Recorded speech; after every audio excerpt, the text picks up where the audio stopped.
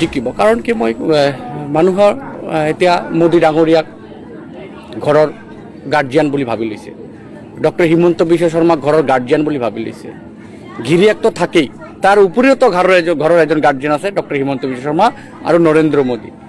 এতিয়া ঘৰৰ গিৰিয়েক বাহিৰত কাম কৰিব, হাজিৰা হওক, দৈনন্দিন ব্যৱসায় হওক, চাকৰি হওক, তেওঁ ইনকাম কৰি সংসাৰটো চলাব। কিন্তু মোদী ডাঙৰীয়া যে এক্সট্ৰা মাইলেজ দি আছে, ডক্টৰ হিমন্ত বিশ্ব শৰ্মা সংসাৰত যে এক্সট্ৰা মাইলেজ দি আছে, সেইকাৰণে প্ৰত্যেক ঘৰৰ এতিয়া অভিভাৱক হিমন্ত বিশ্ব শৰ্মা আৰু নৰেন্দ্ৰ মোদী। সেইকাৰণে অভিভাৱক কোনো আঁতৰিব বিচৰা নাই, অভিভাৱক কোনো মানে চিট কৰিব বিচৰা নাই, যাৰ কাৰণে এইবেলি UPPL চিটো NDA এলায়েন্স হিচাপে জয়ন্ত বসুমতাৰী ডাঙৰীয়া বিপুল ভোটত জয়ী হ'ব।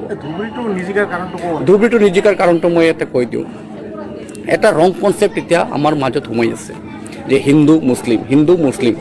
তো মই অলপ আগত ভাষণতে কৈছোঁ যে এই দেশখন আগবঢ়াই লৈ যোৱাৰ কাৰণে এতিয়া সময় আহিছে আমি এক হোৱাৰ কাৰণে। এতিয়া হিন্দু মুছলিম জৈন খ্ৰীষ্টান পাৰ্চী এইবিলাক আমি এতিয়া ক্লাছিফাই বা ডাইভাইডেশ্যন কৰাৰ টাইম নহয়। তো সেইকাৰণে এতিয়াও আমাৰ মাজত মুছলিম সমাজৰ মাজত এটা এনেকুৱা মানে ধৰ্মমেৰুকৰণৰ এটা মানে প্ৰয়োজন সোমাই আছে যে মৌলানাবাদী ব্যক্তিসকল খালি বিভাজন কৰিব চেষ্টা কৰে, তেওঁ হিন্দু মই মুছলিম। কিন্তু এই দেশখন আগবঢ়োৱাৰ ক্ষেত্ৰত বা এই সমাজখন আগবঢ়াৰ ক্ষেত্ৰত শিক্ষা বিভাগ হওক, আপোনাৰ স্বাস্থ্য বিভাগ হওক, সেই তাতে কিন্তু হিন্দু মুছলমানৰ কথা নাহে।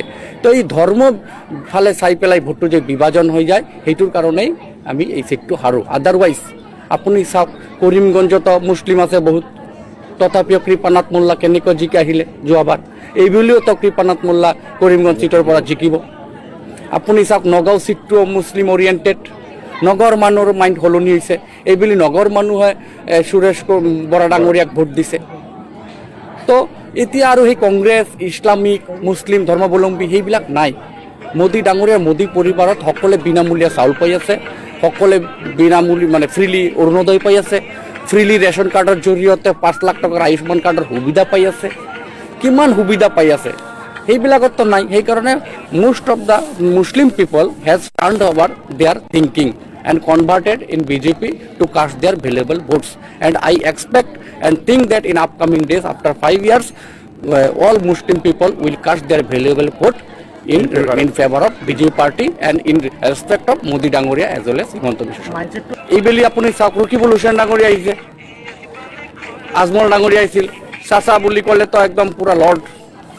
তো এইবাৰ চাচাও চাব, কাঁচা সোমাই গৈছে চাচা এইবাৰ। তো সেইকাৰণে এইবেলি বহুত সলনি হৈছে। আৰু অহা দিনত মই ভাবোঁ মোদী ডাঙৰীয়াৰ আশ্ৰয়ত আহিবই লাগিব। আৰু মোদী ডাঙৰীয়াৰ আশ্ৰয়ত নাহিলে তেখেতসকল নিজা পৰিবাৰৰ যে সৰু সৰু কণমানি ছোৱালী ল'ৰাসকল সুবিধাৰ পৰা বঞ্চিত হ'ব।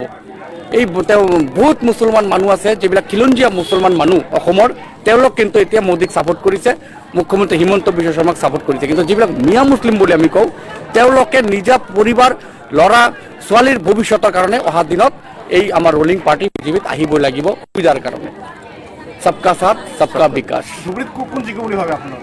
মই এতিয়া আমাৰ মুখ্যমন্ত্ৰী ডাঙৰীয়াই কৈছেই, আপুনিতো জানে, মই আৰু কি ক'ম, মোৰ তো আৰু ক'বলগীয়া একো নাই।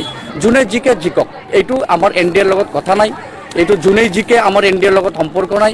সেইকাৰণে তেওঁলোকৰ মাজত কোনে এতিয়া লৈ লয় সেইটো তেওঁলোকৰ কথা, এইটো আমাৰ কাউণ্টিঙতো নাই, কিবা নাই। যেতিয়া আমি কাউণ্টিঙৰ চিন্তা কৰিম তেতিয়া কোনে জিকে এইটো আমাৰ চিন্তা কৰিম, আমাৰ কেণ্ডিডেট চিন্তাই কৰা নাই ইয়াতে। After all out of 14 seats in Assam, we will definitely win 13 seats.